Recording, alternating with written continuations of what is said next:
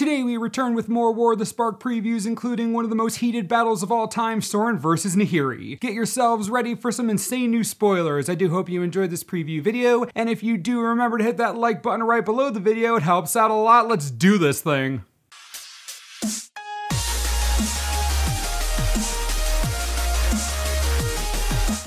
God Pharaoh statue is 6 mana for a legendary artifact. Spells your opponent's cast cost 2 more to cast. At the beginning of your end step, each opponent loses 1 life? Okay, wait. The war isn't over yet. Why are there statues of Bolas already up? Did his troops decide that was more important than fighting? If so, kudos to him, it's a real alpha move. Anyways, if we're talking playability, this is mainly for Commander Prison decks, I'd imagine. It's very expensive, so even a format like Limited would only use this if the deck you're playing is looking to stall the game out over the long term, and even then it's dead for some time. In Constructed, probably the same thing unless you can make a gimmick deck that also tries to go insanely long. I suppose you could put this in a deck that tries to use Teferi tucking himself to win. It is another win condition that most control players won't be able to deal with once it resolves. That's interesting, I might have to try this out. Fibblethip, how did you get up there? It's a Nicol Bolas statue. How did you even get lost at the top of that thing? What are you doing, man? Come on. There's a war to be fought. Jeez. You really have a problem, friend. Unbelievable. Someone needs a second eye.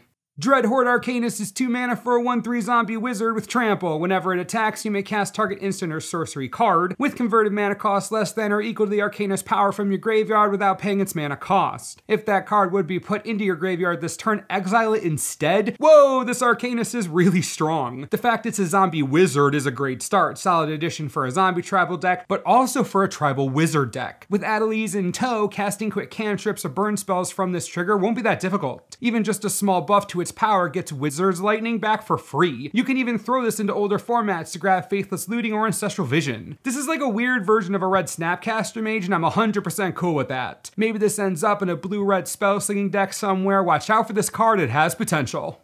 Krenko, Boss of Tin Street, is 3 mana for a 1/2 legendary creature goblin. Whenever he attacks, put a +1/+1 counter on him, then create X 1/1 red goblin creature tokens where X is equal to Krenko's power. Another Krenko for Goblin Commander, very nice. I'm sure all the Krenko goblin players are gonna love putting in another Krenko. But think about standard for a second. This may be too slow, but goblins already exist as a lower tier deck with this Krenko and then Colossus on top of it. Think of all the goblins. Chain Whirler, War Chief, War Boss, Volley Veteran. I'm just saying, how many goblins does it take to make this deck not terrible? It's just a thought. Lazotep Behemoth is 5 mana for a 5/4 zombie hippo, excellent creature type. Flavor text quote, I know I should be more concerned, but a big blue zombie potamus from beyond the stars? This is what they're invading us with? Okay, a few things. First, look at those teeth. You should obviously be afraid, stupid Boros Legionnaire. Second, look at those teeth. They're so big. Is it weird that I want the zombie hippo to win? It is, isn't it? Dang. Dreadhorde Butcher is 1 black and 1 red for a 1/1 zombie warrior with haste. Whenever it deals combat damage to a player or planeswalker, put a +1/+1 counter on it. When it dies, it deals damage equal to its power to any target. Wow, is it Dreadhorde Butcher's aggressive. 2 mana for a 1/1 is obviously not what you want to see, but haste means that if it connects, it'll be a 2/2 right away. As already pointed out, you can do some serious damage with this card plus Colossus plus Thud, getting a death trigger along the way and basically winning the game. While that isn't reliable, it does point out the fact that the Butcher has some legitimate potential in a Jund-style aggro deck. Absolutely menacing control players even on the way out. I think this is a relatively pushed card for Constructed. Gleaming Overseer is 1 of anything 1 blue and 1 black for a 1/4 zombie wizard. When it enters the battlefield, amass 1. Zombie tokens you control have hexproof and menace? My goodness, this is a 3 mana uncommon? What? First off, this is outrageous and limited. 3 mana for a 1/4 and a 1/1 that makes your zombie army hexproof and gives it menace? That's dumb, that's just dumb. But what about in Commander? In something like the Scarab God? Gleaming Overseer just giving hexproof and menace to zombie tokens is one of the craziest things that could happen in this set. This card is bonkers and limited, and bonkers in Commander. Friggin' power creep, right? My goodness. Leyline Prowler is 1 of anything 1 black and 1 green for a 2/3 Nightmare Beast with Death Touch and Lifelink, and you can tap it to add 1 mana of any color? What? Vampire Mana Hawk over here. Leyline Prowler is crazy power creep. 3 mana for a 2/3 is normally just filler and limited. Add Death Touch, playable. Add Lifelink, very playable. Add Mana Fixing and a ramp, very playable. What a monster and limited. This is definitely going to be a first pick worthy card. 3 mana for this, I guess it's true that if you add enough mechanics to a card, it'll eventually be good. This is good, just ugh. Nahiri, Storm of Stone, is 2 of anything and 2 hybrid white and red mana for a 6 loyalty legendary planeswalker. As long as it's your turn, creatures you control have first strike and equip abilities you activate cost 1 less to activate. You can -X and Nahiri deals X damage to target tapped creature. Well, Nahiri looks pretty dang angry, which is to be expected considering her rage will never die, as it shouldn't. Man, I love Nahiri. Anyways, her static ability is definitely made for a format like Commander where you can build around it. We don't have an exceptionally large amount of equipment in this standard format, so I'm definitely throwing her straight into Commander pool. I'm thinking Depala, Zergo Helm Smasher, Ural, Ruhan, something Voltron-esque or with tons of equipment. Plenty of places for her to go, and she comes with removal. It's a nice card. Sorin, Vengeful Bloodlord, is 2 of anything, 1 white and 1 black for a 4 loyalty legendary planeswalker. As long as it's your turn, creatures and planeswalkers you control have lifelink. You can +2 and Sorin deals 1 damage to target player or planeswalker. You can also -X and return target creature card with converted mana cost X from your graveyard to the battlefield. That creature is a vampire in addition to its other types. Sorin is back and he is obviously upset. Giving planeswalkers lifelink is really cool, so I enjoy that right away. Dealing 1 damage to a player or walker isn't going to be that impactful over the short term,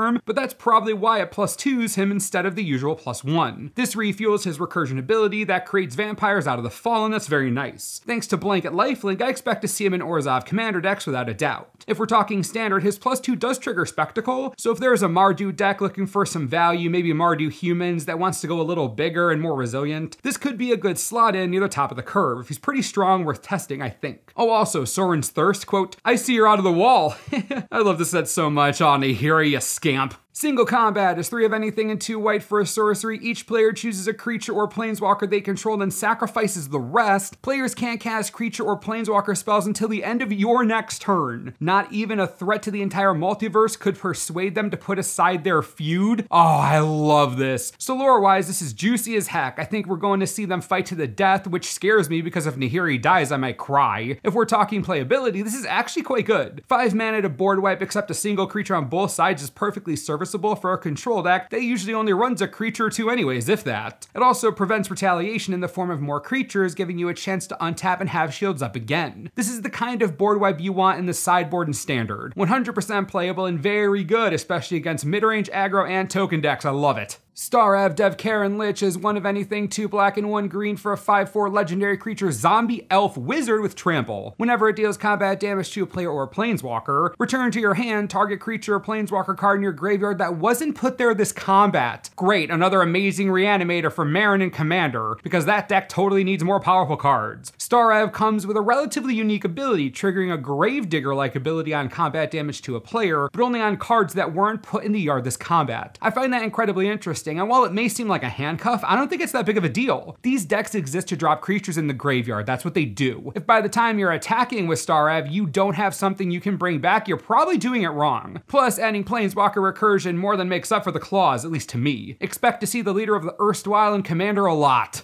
An eternal feud, powerful cards, a lost homunculus, the set really does seem to have everything going for it. What do you think about today's previews? What are you most excited for, least excited for? What are you still waiting to see? I need to know how you're feeling about literally everything, so please let me know your thoughts in the comments and we'll talk about it. I am beyond pumped for this set, and I know many of you are as well. Stay tuned for the latest and most reliable War of the Spark preview information you could ever need, and as always, thanks for watching and we'll see you next time. This video is brought to you in part by TCGplayer.com. War of the Spark booster boxes are ready for pre-order right now and they are affordable as heck, especially compared to some other crazy online retailers. You can get boxes of the new set shipped right to your door on release for $97 each right now. If you don't have a local game store or yours is charging way too much, I got you back right here. Just click the link on the screen, helps the channel out a ton, and you'll get solid deals on cards, win-win for everyone. And if you click it right now, I'll send you a brick of gold for free. I know, it's a giant brick of gold right to you express mail. I'd be excited too. It's a huge brick of gold. Enjoy.